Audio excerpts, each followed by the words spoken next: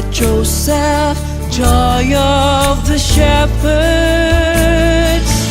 Your precious teardrops fall, blessing the earth. Mary of Nazareth, Mother of my Lord, waiting in bittersweet silence for His return, sowing the seeds of Easter's rejoicing. As you remember the day the Magi came knocking, bearing Him presents, gold, frankincense, and myrrh. And you remember the morn you went to the temple, bringing 2 turtle doves as Simeon celebrated. Your precious teardrops fall, blessing the earth. Mary of Nazareth, Mother of my Lord, waiting in bittersweet silence for His return, sowing the seeds of Easter's rejoicing. As you remember the night you rushed Christ to Egypt, thankful He saved, yet you wept for Rachel's babes. Do you remember your trip back to Jerusalem? Your son's 12th Passover, baby no more. Your precious teardrops fall, blessing the earth. Mary of Nazareth, Mother of my Lord, waiting in bittersweet silence for His return, sowing the seeds of Easter's rejoicing. Swiftly the years went by. A young carpenter left his shop. He made friends with fishermen and all sorts of outcasts, and he forgave and cured them all, even raising the dead. And so it pierced your heart, for His own receive Him not. You crucified your only Son, though He did no wrong thing, but I'm surprised, for you treat me like I'm your own child too.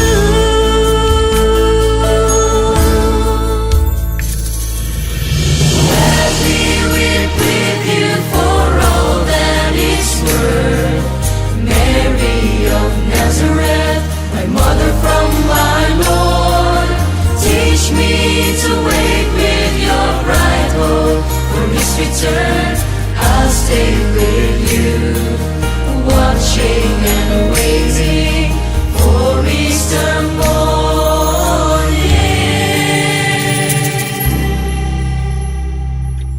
Life will be dawning.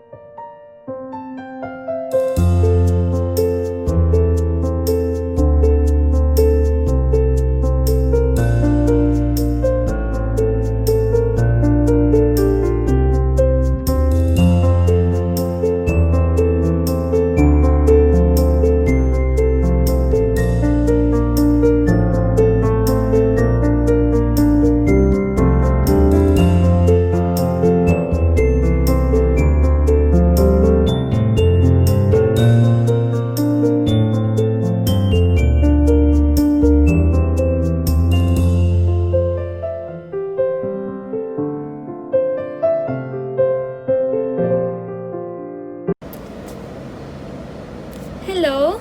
For those who don't know me, my name is Justin Claire from PLM, and I am part of Manila Pasig Youth. So, for more than a month now, we have been pondering about the question, who is a disciple? And Mary has been helping us to learn from her attitudes, like accepting the challenges of God, treasuring every memory of her life, being joyful for she is chosen by God, and being gifted to give. Ate Mayleen's last week guideline help us to be reminded on how each of us is gifted to be part of God's family. When I prayed about last week's guideline, I looked back in my life and saw that God has been giving me a lot. During this quarantine, God gifted me creativity. It allowed me to take part in editing banners and videos, especially in this youth show. Of course, you and this show are gifts to me.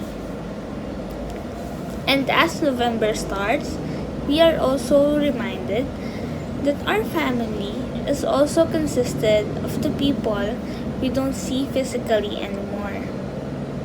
Let us be reminded that they are also a part of us in participating in our faith as we celebrate and pray for them, especially in the solemnity of All Saints and All Souls.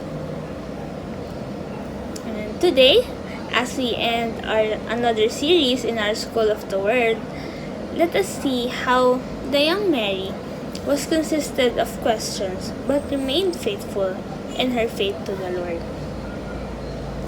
Maybe Mary had questions like, how can this be happening? Why do people suffer in the loss of their loved ones? Or what is the meaning of this pain? Or what is the meaning of all of this? How about you?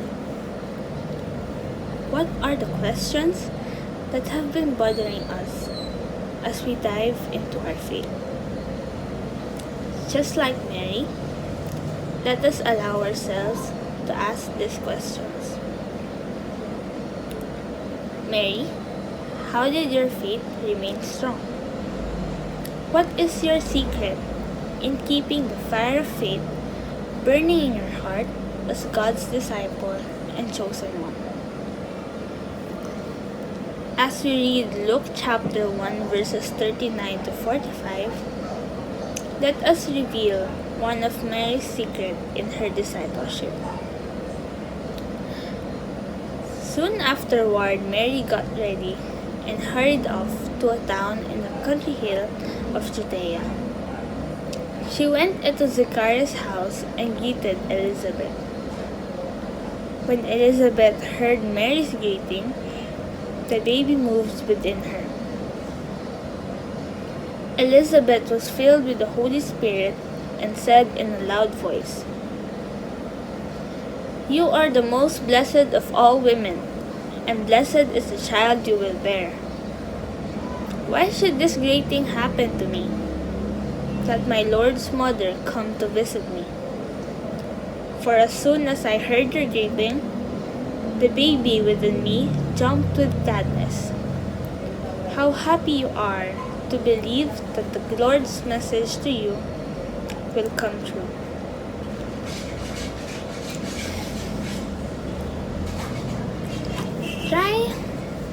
Try to imagine a 14-year-old pregnant woman who immediately went on a journey to visit someone. She was all by herself, maybe mostly walking towards her destination. Maybe it took days to reach her destination. Imagine that you are in this journey. Won't you feel scared because you are alone? Won't you feel threatened because someone might rob you? Or won't you feel tired from all the walking? Maybe Mary felt all of this, but she remained strong and went on. Mary drew her secret weapon, her strength, from God.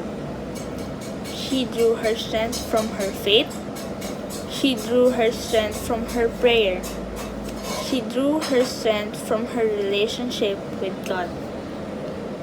That strength became her driving force to continue her following of God. That strength kept her fire burning. So, Mary, how did you manage to be faithful while facing difficulties in your mission? What are the challenges you faced as you became God's disciple? And as we continue to do the mission, you will definitely face trials along the way. These circumstances are inevitable for us. Some of these are having too much comfort or familiarity, burning out, having no time to pray, or even losing the sensitivity in the needs of other people. I personally have faced these challenges in my journey of following Jesus. There are actually times wherein I will not do an action because I believe that God will do all His works and will set everything right. Si Lord na bahala dyan. Kaya niya na yan. Alam niya na dapat gawin. Kahit na wala akong gawin, everything will be alright. I became too comfortable. And there's too much familiarity. This certain challenge made me complacent and just ride with the wave. But as I see the life of Mary, it helped me realize that this kind of mentality will stop me from growing. This kind of mentality will stop me from doing my mission. As Mary started to accept the challenge of carrying Jesus in her womb, she also allowed herself to be challenged to grow as a person and as a follower of God.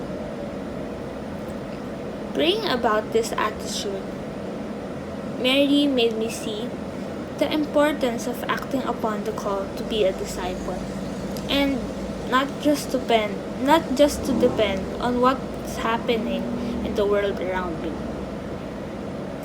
Upon realizing this, I heard the voice of God asking me to go out of this mentality and familiarity, enable for me to see the reality of the world and its need for followers of God. How about you? How is God inviting you to go out of your comfort zone? In doing the mission, there will be times wherein you'll feel tired. Maybe Mary also experienced this. After all, we're all humans. Recently, I felt burnt out from everything. I was telling God that I'm tired of everything. Studying, doing chores at home, keeping in contact with people, and even helping in doing the mission. I even asked God if I could take a break and just shut down. Sabi ko, Lord, sobrang pagod na ako. Pwede ba magpahinga? And I did. I took a rest. But I also took a rest from shaping my relationship with God. I stopped updating Him about what's happening to me. I stopped talking to Him. I stopped praying. But I cut all of the ties that are connected to me. But I remained to be an active participant in the Rosary of the Word every Tuesday and Thursday. And that's how Mary taught me to never give up. From her life, she showed me that it is normal to be tired. But what's important is you take a rest while still forming your faith. Mary taught me how to live with what I feel while still being connected to God. If I'm sad, angry, happy, tired, or burned out, I should live with it by remaining beside God look us at what Sirach chapter 2 verses 1 to 6 says. My child, if you are going to serve the Lord, be prepared for times when you will be put to the test. Be sincere and determined. Keep calm when the trouble comes. Stay with the Lord, never abandon Him, and you will be prosperous at the end of your days. Accept whatever happens to you. Even if you suffer humiliation, be patient. Gold is tested by fire, and human character is tested in the furnace of humiliation. Trust the Lord and He will help you. Walk straight in His ways and put your hope in Him. Trust the Lord and He will help you. Walk with Him with your cross, and you will see that everything will be alright. Maybe most of us here are students, or maybe some are already working. But both of them requires a lot of time. With studying, you have to do assignments, projects, exams, quizzes, and it doesn't stop in school because as you go home, you have a lot of requirements to do. Same goes with work. From morning up to the afternoon or even the evening, you have responsibilities to attend to. Really, it will eat almost 3/4 or more than of your day. With this, we tend to forget other things. We were pressured to do this and to do that we forget to have a dialogue with God. I was like that during my senior years in college. Since I am also trying to maintain my rank, I put so much effort to do things. But I lost my contact with God. I was always tired and exhausted. But when I decided to go back in prayer, I found my rest. Like Mary, let's ask her to teach us how to have that perseverance in constant communication with God. Because in Him, we will find everything that we need. So lastly, there's this challenge where we lose our sensitivity to other people. We tend to see the people that are close to us, like our family or our friends. But today, Mama Mary is teaching us to go beyond that. Go beyond our small world. Just like how Mary went to Elizabeth and Zechariah, let us go to the people who needs us. It doesn't have to be a grand gesture. You can reach out by simply texting them, asking them how they are, or even by simply praying for them. Let us not forget that prayer can do so much. Ask Mary how you can reach out and connect to other people. Mama Mary, teach us to be sensitive. Mary, how did you overcome all these challenges? What made you keep going?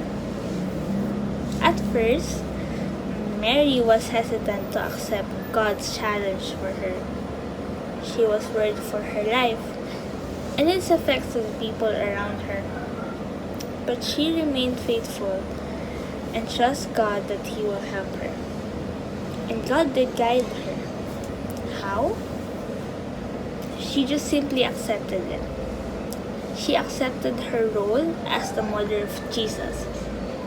She accepted her role as the Blessed Woman. She accepted the role as a disciple. As I was praying about this, I remembered the time when I first heard God's call and when I first acknowledged it. It was June 7, 2019. That was Verbum Dei Youth Leadership Camp. During the second night, while we were having our group sharing, I heard God's call for me to be His disciple. I was very hesitant at first because I was asking him, why me? There's a lot of youth in here, so why me? Plus, parang bago lang ako naging active here sa community, parang agad-agad ako. Then, when I was the one who was sharing, that's when Jesus made me see the impact once I let Him to use me to be His eyes, mouth, and hands. I should be God's disciple. I should be God's follower. Finally, I saw my true purpose: to spread and share His words. My role is to be one of His. Now, I invite you to have a loving dialogue with our Mother and Jesus. Let us ask them to teach us how to keep our fire burning. Let us ask them to show us how to have that courage to walk beside with God with our faith in our hearts.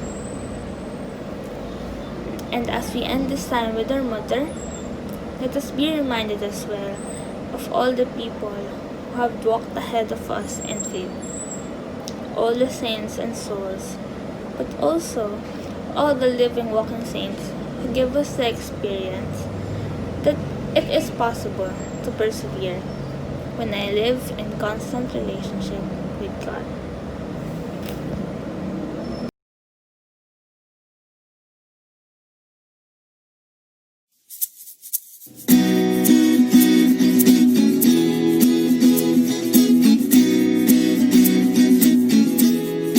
I could call you beautiful, I could call you wonderful, I could call you extravagantly tender and merciful.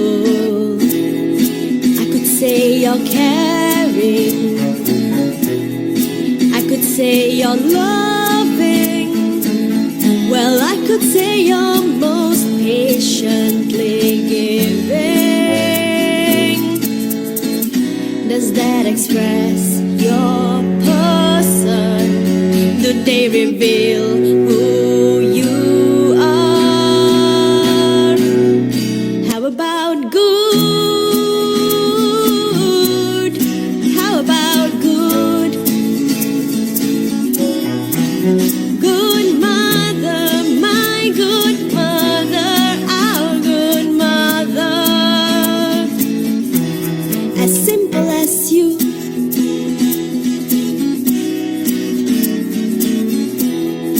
I could search for an overwhelming poem of love. I could find a star from above, and I could ask for a new song, gentle as a dove. But give me just a look, give me just a breath, give me just a smile, just one word of praise.